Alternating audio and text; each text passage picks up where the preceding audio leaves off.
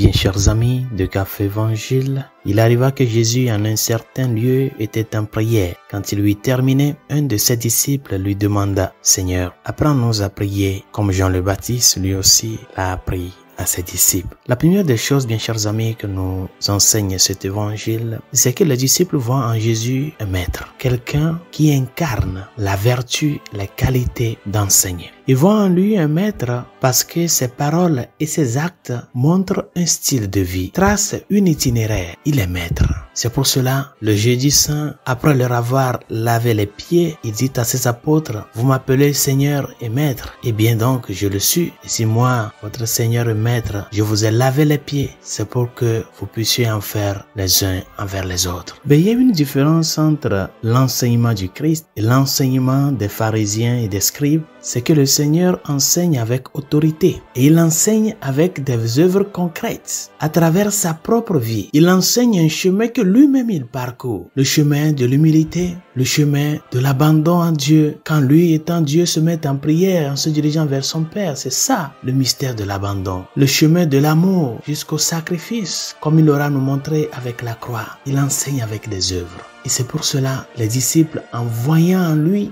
une nouveauté, lui demandent « Seigneur, enseigne-nous à prier ». La prière, chers amis, n'est pas un lieu de courtoisie. La prière chrétienne n'est pas seulement un lieu de demande, c'est plutôt un lieu de rencontre.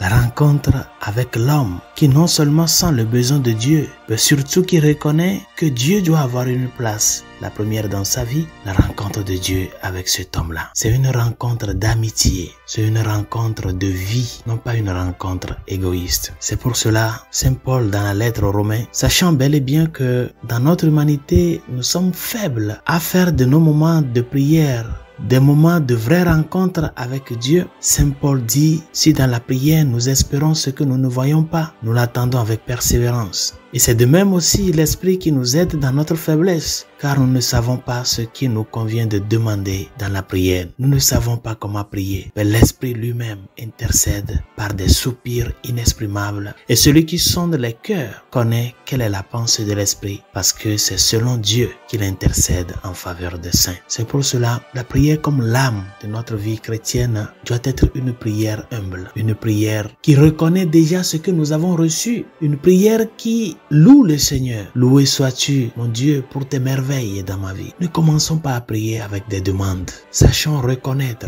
ce que le Seigneur accomplit dans notre vie et dans la vie des autres. Disons-lui merci. Il le fait. Il l'accomplit au jour le jour. Apprenons à découvrir ces merveilles-là pour pouvoir lui rendre grâce. Et de là, comme des êtres de besoin, ouvrir notre vie à lui. Ben, en tout et pour tout, la prière chrétienne doit être une prière de contemplation, de lever les yeux sur celui qui est transpercé, sur celui qui est dans l'Eucharistie et de voir au-delà du pain un Dieu qui se donne à nous. C'est cette prière qui nous remplit, qui nous transforme et qui nous oriente au jour le jour. Que sa grâce nous y aide. Bonne journée, Dieu vous bénisse.